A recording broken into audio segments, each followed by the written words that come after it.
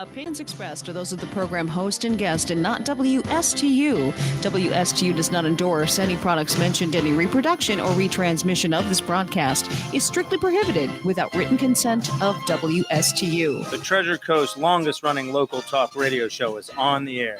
The Treasure Coast Forum. Get interested, get educated, get involved, and give us a call with your opinions at 220-9788. And here's your host of the Treasure Coast Forum. Hello, I'm your host today, John Simpson, and I'm back with Mr. Frank. Hey, how you doing? Good. Welcome back from Easter break. Yeah, we were doing March Madness on the radio show last week. Yeah, Exactly right. Yes. So March Madness is behind us, and the day-to-day madness continues in the news. So welcome aboard, and I trust you had a good time off. Yeah, I did, actually. Yeah. Good. And you got some tests coming up soon? Oh, yeah, my finals are coming up. So Yeah. That should be fun. Right. So name your classes you're taking the finals in. Well, it depends what you're classifying as finals. Like I'm taking the AP exams in Psych and WAP, but we're also just doing is it the FCAT? Is it called the FCAT anymore for English? Okay. It's either FCAT or goes by something else now, I think. Anyways, we're doing those, so it should be interesting. Mm-hmm. A little bit worried, but I think I'll do good. Yeah, I think you'll probably do just fine. Indeed. As we normally do, you and I, when we kick off the show, we like to talk about what's going on Mars before we bring it down to Earth. And right now, while we were on hiatus for the past few days, the Mars Ingenuity helicopter was released from the storage bay from the underbelly of the Perseverance rover, and it's unfolded its wings, and it right now there's a live image of it sitting on the smooth plateau that it's on. It's a really neat piece of it's an ideal piece of real estate. And because there's no big rocks or nothing like that. So, and I guess they've already spun up the blades just to see if they would work. It survived its first night. It's a major deal too. Yeah, major deal. So, and it survived that. So that was kudos to the developers for that. And so the last time we were talking, we were wondering about, how the onboard battery receives its energy and where the solar panels are, right? It actually, the solar panels are mounted above the rotor blades. And it's just a little, solar panel, kind of a wing, and it just rests on top of that. And I guess it's just large enough to give them 90 seconds of energy for flight, which is all it's rated for. So I wonder if they're going to try to push that envelope, but that's and I'm sure they've got an onboard and a meter that they're looking at JPL, which tells them how that energy usage is working. And if they can, I'm sure if they can squeeze more than 90 seconds, they'll try to do it. My guess is, I think they'll probably test it initially within their suggested margins. And then they'll look at the results, they'll look at the energy stored, energy used, and say, maybe we can tweak this a bit and maybe go for 100 seconds, that type of thing. So it'll be fun to see, how the engineers play with that. But it's pretty exciting stuff. It'll be the first vehicle that of its type on any other body other than Earth. So flying around. It'd be, if I was a really good video graphics guy, what I would love to do to spoof people would take their live image and then actually superimpose an image of somebody walking over to it and spinning up the blades as the blades spin up. That would be That would be That'd be fun. great. That would be Yeah. fun, right? That'd be a good way to spoof people. The Mars See, there are people on conspiracy. Mars. You see, we could see it. He's there. That would be great. Oh my Oh, God. that'd be fun. Yep. And but Perseverance is doing real well. There's plenty of selfies that's been taken, and it's the volume of photographic material that's been sent back to Earth is just tremendous. And and it's real high resolution, very good quality photo imaging. So cool stuff. We got the audio recording, the sound of the laser, which is not, it's not Star Trek like, for sure. Yeah. But it's cool just the same. And they say if you really listen to it, when the laser hits different materials, it makes a slightly different noise. So they can tell what it is. Yeah. Yeah. So the audio is turning out to be a really good feature, having that. And how they came by that was the company that that JPL approached for the suite of electronics to go on board this vehicle. The guy says, "Do you want audio with that?" It's type of like going to Best Buy, right? Yeah. Do you want audio with that? And he goes, "Oh, it comes with that," because they were really talking about the video packaging, right, and the resolution, and depth of field, and all the dynamics they were looking for, and it was just hilarious to me. And the guy says, "Well, yeah, it comes with that. Sure, let's check that box." So that's how we came by getting the audio suite. That is crazy. Right? Okay. Yeah, it wasn't by design. It turns out that the software and the hardware was already in that video suite of information, the way they put it together. So I just thought that was too That's cool. a bit nuts. Too cool. So that's just how advanced the technology is. That it used to be, the engineers at places like JPL and other places would kind of drive the bus. They would dictate, this is what we need, and now they've got so many good subcontractors that are doing such advanced work that they can come back and say, we've got this, and this, these are, products or features you can add to, whatever mission you're doing. So it's an exciting time to be in this world for sure. And I think it's going to launch before we come back next week too, actually. Yeah. You said what, the 12th or 13th? Yeah, it's I'm looking at the website and it says it's supposed to go off around 3:30 a.m. EDT on the 12th, and EDT is like 3 hours behind us, so about 12:30, right? No, that's actually our time. Oh God, right. So This is confusing. Yeah. Well, 4 hours. So you want us to subtract 4 hours from that, and that's what the JPL people, So they'll while it be 3:30 in the morning for you and I. Yeah. It'll just be 12. 12:30. Or no, actually it'd be 11:30 Pacific time. So pretty cool. Should be interesting. I don't think I'm gonna be up though. No. Yeah, I would. Yeah, 3:30 unless you set the alarm. Yeah. I don't think I'll be up. No.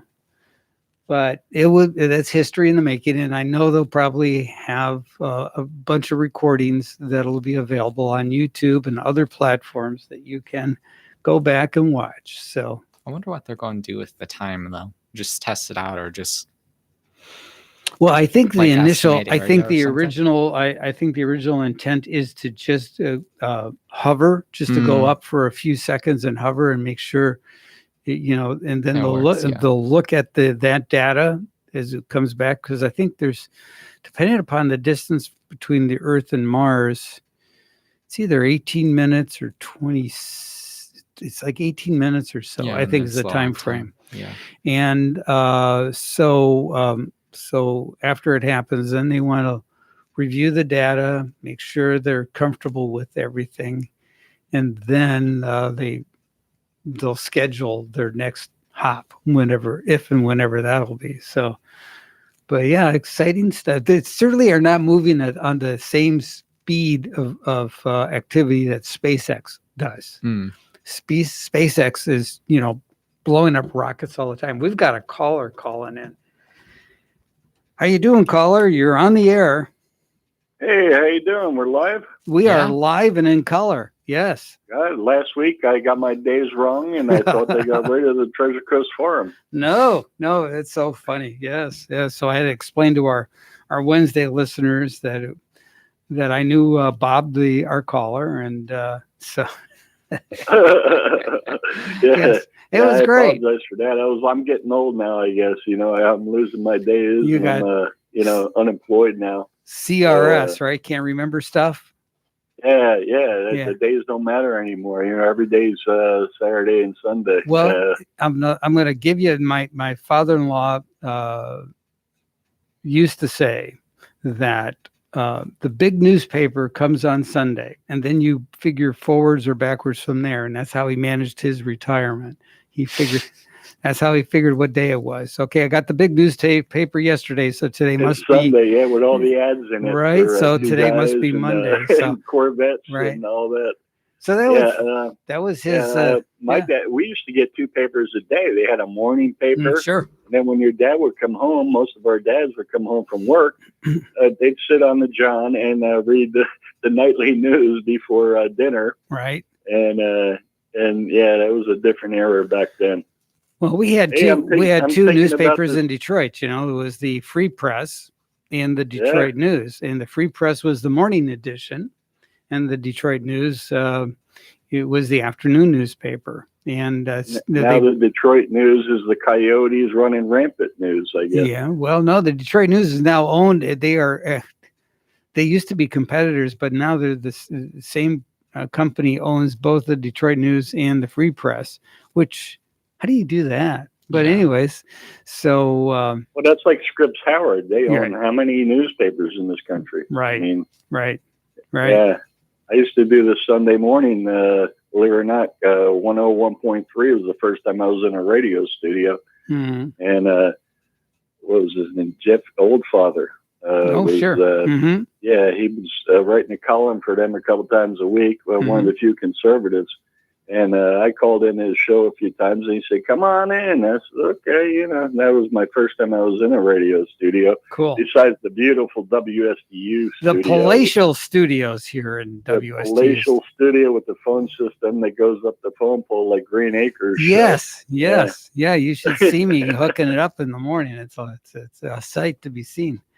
But, hey, I've been racking my brain over this. I don't know the exact Georgia law that George is debating, Stephanie Abrams and all those people. But on this national ID, I was thinking, when a few years back when we got a new Florida driver's license, you had to bring a passport, you had to bring a birth certificate, you had to bring utility bills, and et cetera, which I think is great. I am all for a national ID card now. That we should have had after 9/11, and shame on us for not having one. But this mail-in balloting that they pulled this time, this has got to stop. They're trying to keep it going. I think we should have a 2-day national holiday, and there's no more, to me, states' rights for local elections. Like say Los Angeles County, they allow illegals to vote, but they're only supposed to vote. They don't check their ID. They're only supposed to vote for just local stuff. Right. But all politics is local, like Sean used to love to say. And all the politics that they do affects us nationally with welfare money and money sent from D.C. that we pay in our taxes. And 75% goes lost and stolen and used for re-election and pork. And so all elections are national, whether they're local or not. So I mean, this has got to stop. I hope this goes to the Supreme Court. I mean, you should have ID required. If you're incapable of getting ID, that's kind of strange because if usually you're on some kind of government assistance that did require it. But, in this country right today, there should be no proof, no vote. I mean, it affects us all. No illegals. No, that they say they vote locally. No. So I was thinking, here's a few things I came up with. And I'm sure there's some flaws in it because, like I said, I haven't really seen the Georgia law. You vote in person with 2-day national holiday. ID required. If you want to present it on election day, then and you don't have ID. And you bring the proper paperwork like a birth certificate or, utility bills, whatnot. At least we know you're a citizen or you're here for a while and you're not crossing the border as a terrorist or whatnot. And it should be free, but we will take your photo and it will be a crime if you lie. And other than that, no more early voting. I mean, 2-day national election. If you need absentee, we will send you a government notary to your house to confirm who you are, and you will then be able to mail in vote. That's it. Or if you're in the military, and they always got messed up because they were always assumed that a lot of the military would vote Republican, so they lost those and they arrived too late, whatnot.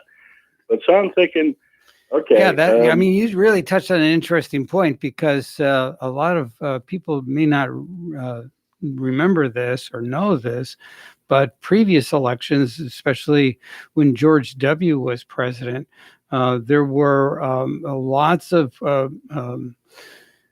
concerns about the military votes that were, still on containers, still hadn't gotten to the polls yet to be counted, even though they were, mailed in plenty of time. And because they were outside the counting window, many thousands of votes never got counted. Yeah, and then like Chicago, all the dead people voting and all, this has got to stop. Well, I think you have to give dead people credit. I mean, they're, exercising their rights even when they can't breathe. So, I mean, that's somebody that has some serious skills.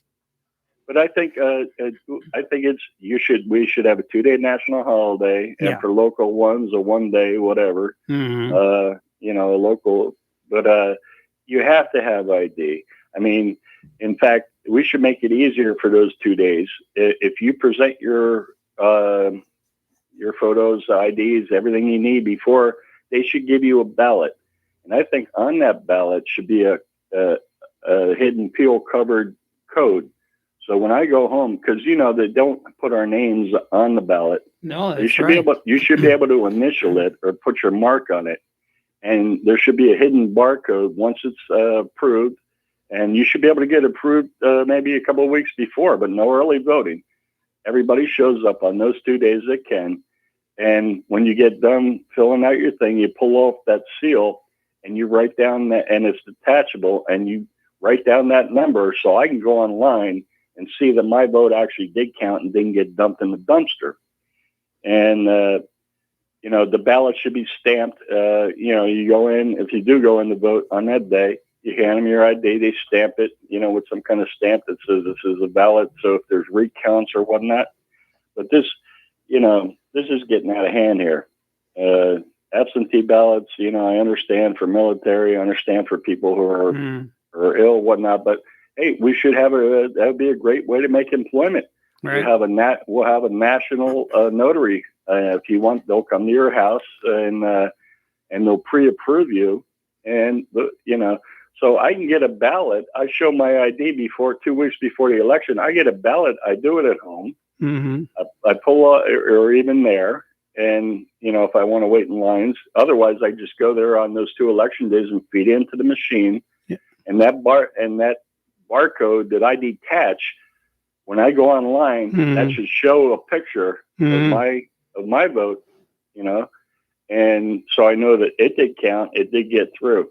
Right. But like I said, I think there's a lot of flaws in this. I haven't really read these laws that hopefully make it to the Supreme Court, because this is just getting out of hand. I mean, this last election was, Hunter and Joe Biden have enough connections with China, and then we got the COVID and the very the mail-in ballots. They were sending the people that didn't even request them. Yeah. This is we've got to get this done before the midterms, I think, in my mind. Yeah.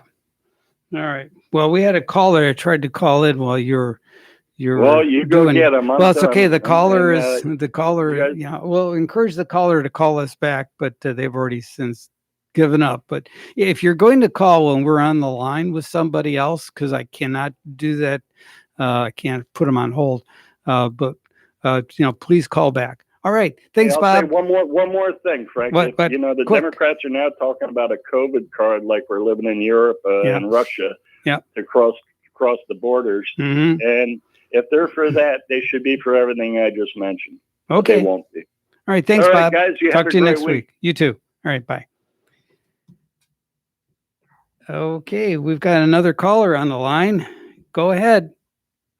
Hi, this is Pat. I called before ages ago. I haven't called in forever. Okay. Thanks for calling.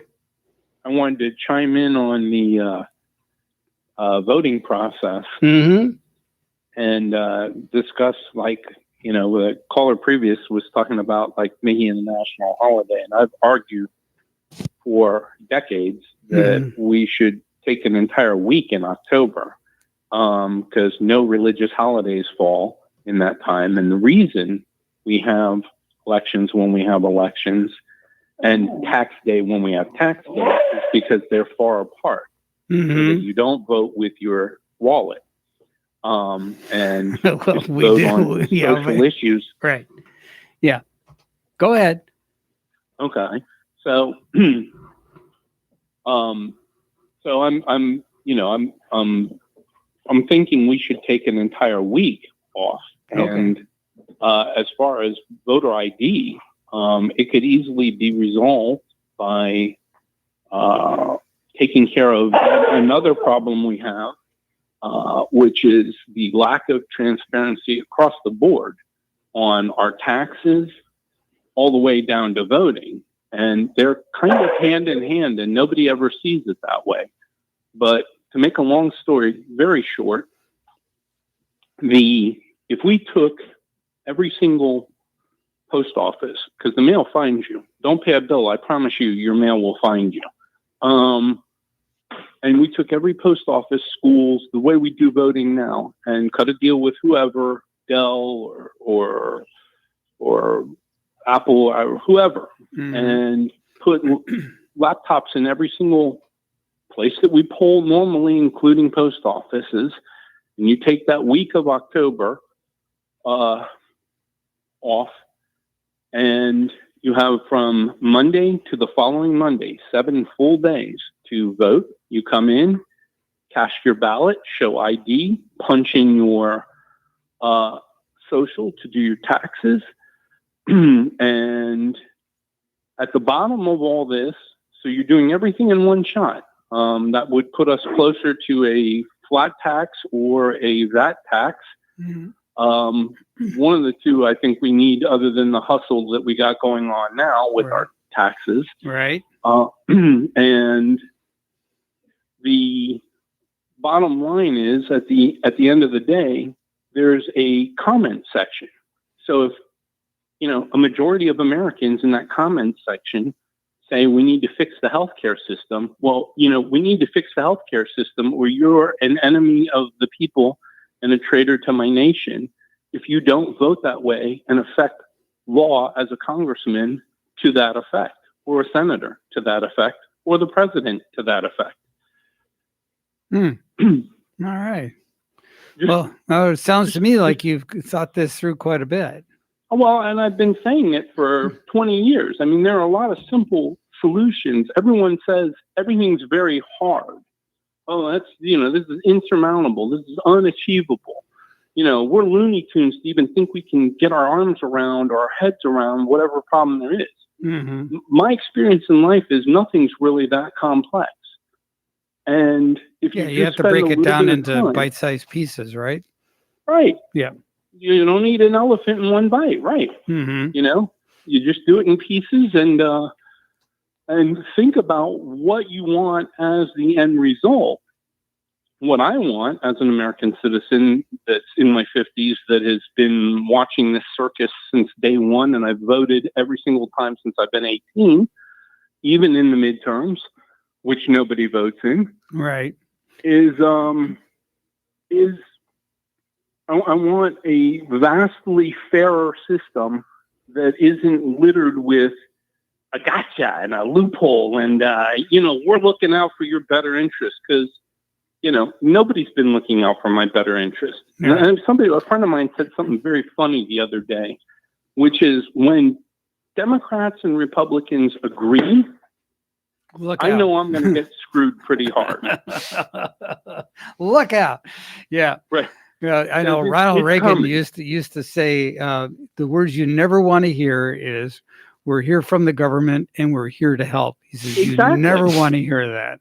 Exactly. Yeah. And I personally lean pretty hard libertarian. I can tell. Mindset. Yes. Mm-hmm. Yep. I think your tax thinking really leans heavily in the libertarian framework.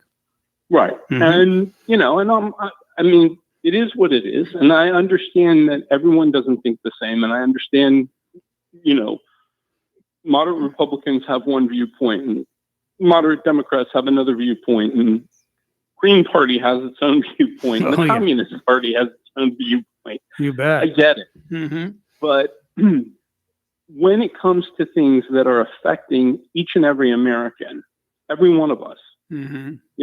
I understand state rights, and I do get it, but I also think it's a total crock at the way that we can have open primaries, closed primaries, open caucuses, closed caucuses.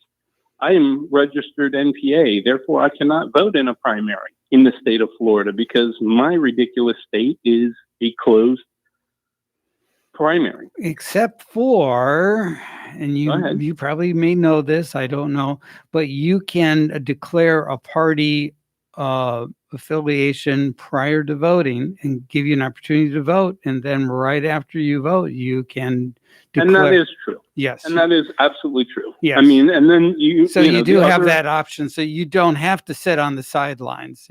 And I do know that. Yeah. The other part is I'm actually have gone to college for politics. So I'm not a sideline person that doesn't understand our system. Right. I absolutely abhor the Democratic Party and abhor the Republican Party. I don't believe in parties. I believe in people. Mm-hmm. And both of them as parties, there is nothing that disgusts me more in this country than when I watch a vote go down in Congress and they voted on party lines. Okay.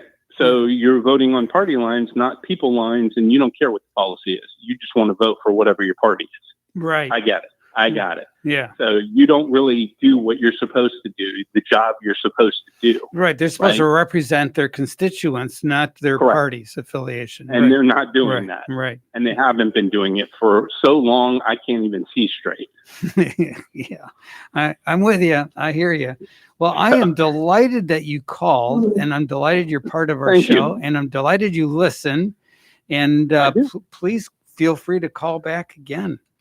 Thank you, sir. All righty. We got to take our regulation timeout, but we'll be right back. And we thank you for listening to WSTU, the Treasure Coast Forum. We'll be right back.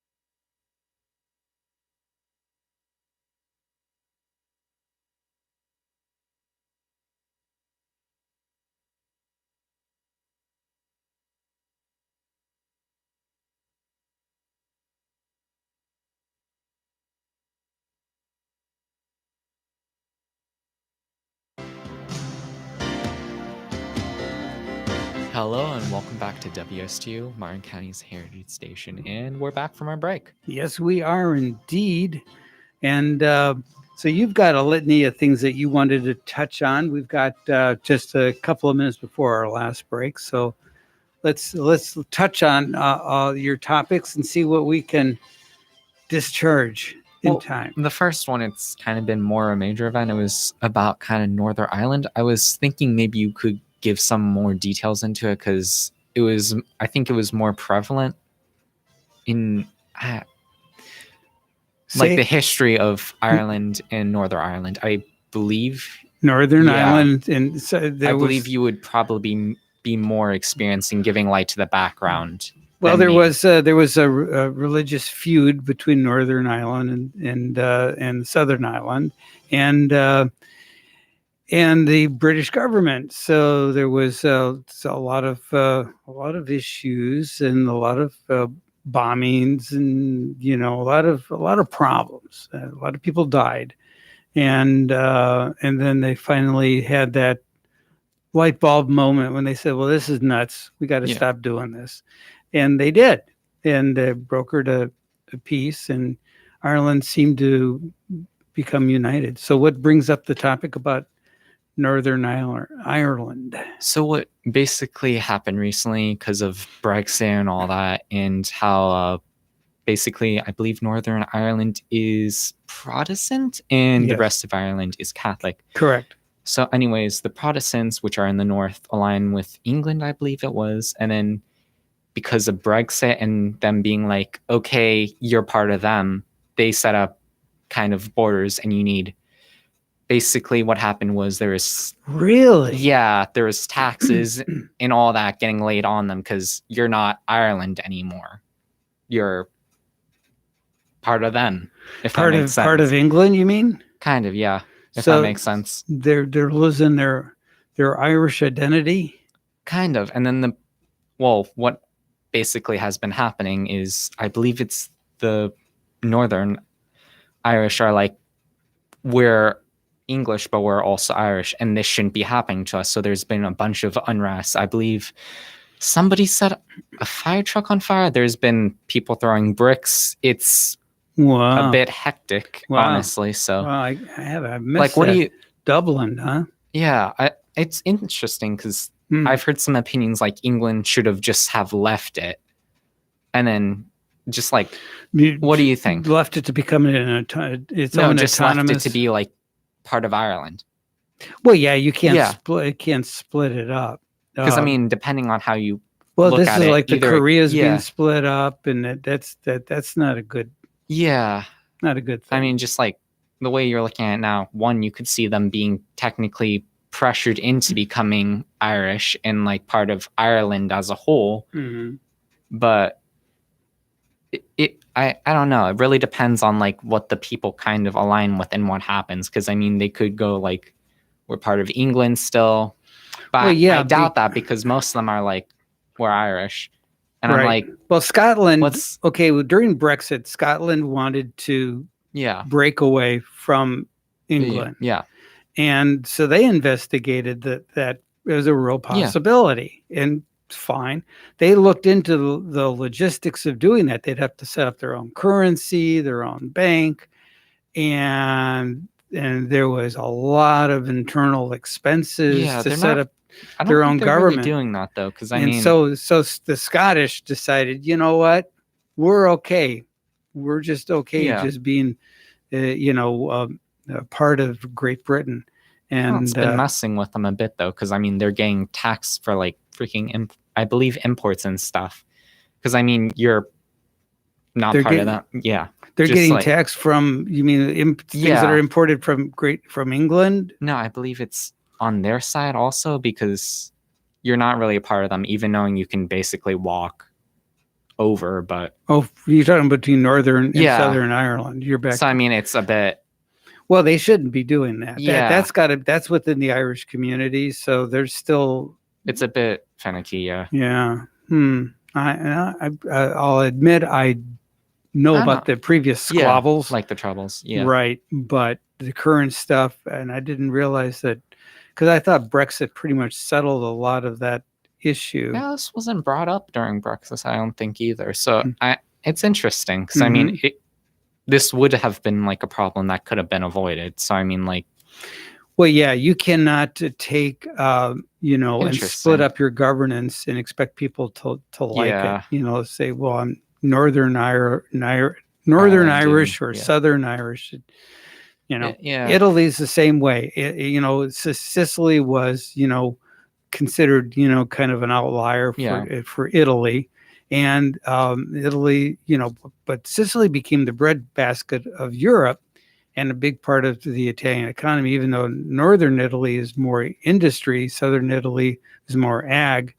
And so they decided, you know what, we can't do this northern, southern stuff. You're just Italian.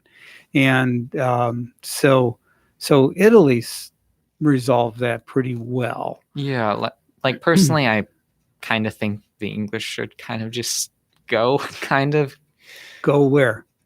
Not like that. Kind of Northern Ireland should become Ireland-ish, if that makes sense. Northern Ireland needs to be part of just Ireland, which is a British possession. Like back to the Troubles, kind of the initial one was kind of be like they would have been persecuted because they're Protestant. Mm-hmm. Like that kind of was an issue, but kind of not. So they imposed like military troops and such. But since then, they have been withdrawn and everything. So I'm like, so the military troops are from and Great I don't Britain, really see anybody being persecuted in this day and age either. So I'm kind of edging on the border, like, why?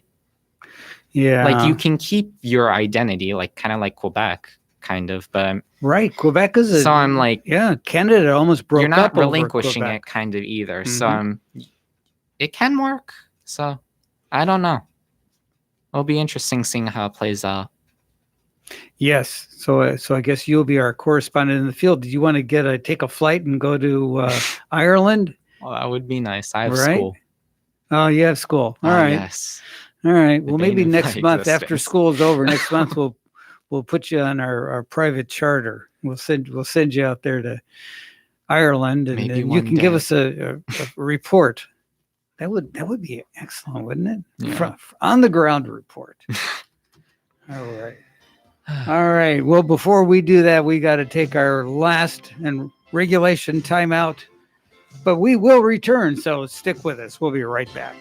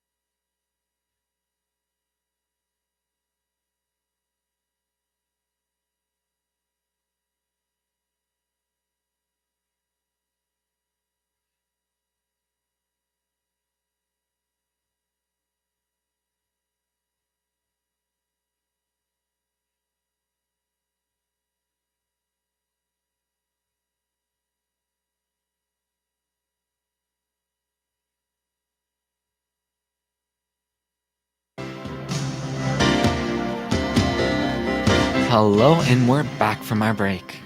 Yes, we are. So we got a couple of headlines we can share with our listeners. According to the CNN website, several people are injured in a shooting in Bryan, Texas, police say. Police responded to the scene of a shooting near an industrial park. The suspect is still at large. So that's breaking news.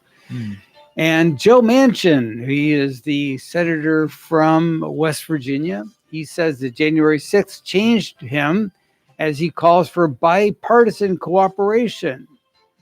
And so that's kind of an interesting thing. Florida is suing the federal government over cruise industry restrictions. So that's pretty interesting. Yeah, we are running tourism. Yeah, I mean, and there's no reason why they can't. I mean, they had all kinds of weird diseases and viruses on board cruise ships, and so if any industry has developed protocols for cleanliness to eradicate, the cruise industry has done, I think, a pretty good job, because obviously they want people to come and play on their ships, and if I don't know, it'd be interesting. Yeah. Like, I haven't looked at cruises or anything, but I mean, just the entire cruise mentality, in my opinion, is kind of party, and then it's party and eat. And party and eat, but it's party. Yeah. Like, unless you get to the destination, you have a couple activities that you can do. It's kind of nice, and I've done, but I can almost guarantee you're not like 13 under, and you're probably adult and you want to dance or something. Yeah. And not go to like the playpen. Well, there's there's gambling, but sometimes just going up on deck and just looking at the sun, the moon, the stars, the surf, the waves, all that stuff. It's just kind of nice. So, it's a break from the day-to-day routine, right? So, and so people like to do that. God bless them. They should be able to do that. And if the industry can make it reasonably safe for them, then they should be allowed. So I think Florida is doing the right thing on that. What is that? Oh, the COVID cards, right? That reminds me of that. I believe it isn't mandatory that we have to show our like if we've been tested, like we have been correct with the vaccine. Like, how do you feel about that? Because I mean, that's a good question. Because I'm like, well, I'm okay to show, the fact that because I was vaccinated, and if people want to know, it's like, sure. Can you prove it? Sure. Got my first shot last week. All right. Congratulations. All right. And you're sporting the Pfizer. Yeah, it's the only one that was available last I checked. So and I'm getting reactions, if any.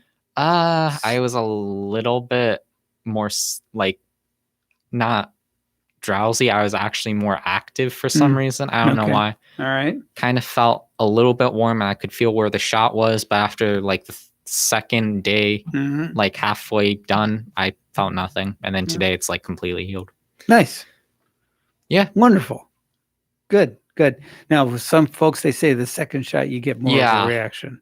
So we'll see what happens, but keep us apprised of your progress that way.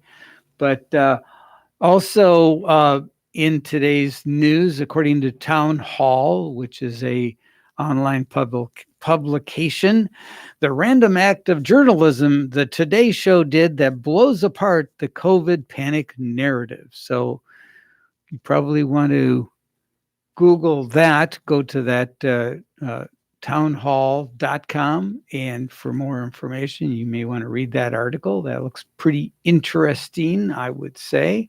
Switching back to the COVID card thing, I understand why some people might not want to show, because it's personal information and personal health care, but I'm also kind of like, for some professions, it's a bit more severe if they can't know, because I mean, like dentists and stuff, you're directly operating in their mouth, kind of like that, and then you don't want to risk that, because I don't know, it's like for some things I think it should. I've been to a few offices, right, in my travels as of late, and before they let you in the building, they take your temperature, and I think that's okay. And so paperwork aside, if you're wearing a mask, you're not sporting a temperature, you don't have any symptoms, You got to generally You're have a trusting the questionnaire. person, like on the symptoms at least. Right. So for me, it's kind of okay. So you're kind of like trust but verify. Yes, Ronald Reagan. Trust but verify. Very good. Yeah, all right. I don't know. You know where that came from. Yeah. Very good. Excellent. My dad says that all the time. Trust but verify. Yes. So your dad's a very wise man. Mm-hmm. Very good. I like it. All right. So yeah. I don't know. I feel like some professions or like some things it should be like mandatory.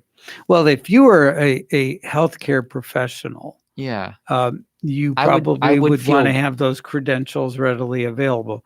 However, I don't know. I think John Q. Public, I think, we should have you have the freedom to make good decisions, and you should have the freedom to make bad decisions. You have the freedom to be an idiot just as much as you have a freedom to be a successful, well-balanced person.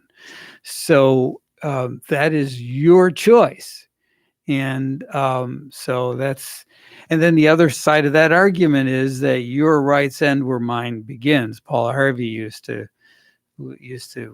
beat that drum quite a bit. Yeah. So I don't know. Yeah. It's a bit finicky in my book. But all right.